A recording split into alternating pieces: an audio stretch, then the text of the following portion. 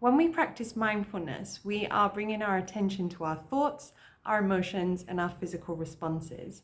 And the reason we do that is so we can really understand what's happening right now in the present moment instead of what we think should be happening or what we want to be happening. Now, sometimes this can be quite challenging.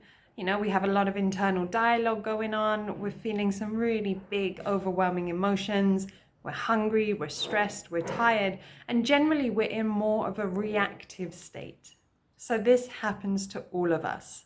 So don't worry, it's perfectly normal. And what we're trying to do the longer we practice mindfulness is to decrease these moments when we feel very overwhelmed and out of control, and to make them less intense and a shorter experience.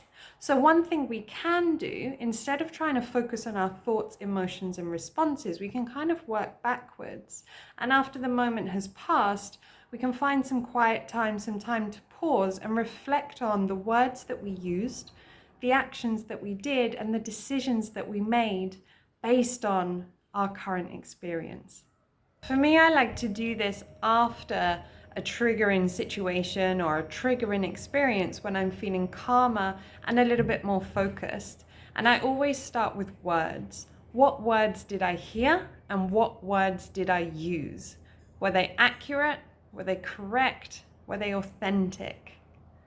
From there, I can then kind of go down these two paths. How did the words I hear influence my decisions and my actions? How did the words I use influence my decisions and my actions? And making these little connections between the three can be really, really helpful to see habitual patterns of behavior and also triggers. So depending how I'm feeling after taking that moment to kind of work through my words, actions, and decisions, I might take another kind of deeper dive. What were the thoughts, emotions, and responses that I was experiencing at that time? How do they link? How do these two key parts of mindfulness come together?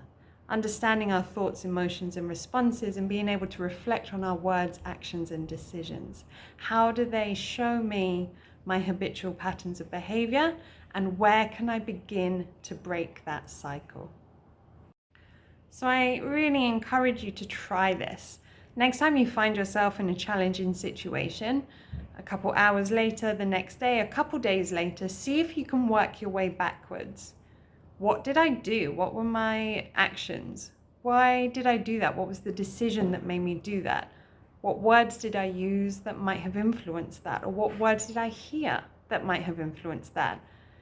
In turn, my responses, my emotions and thoughts, how did they play into this?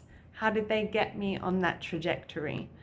And see if you can begin to unpick and work back with kindness, compassion, and without judgment.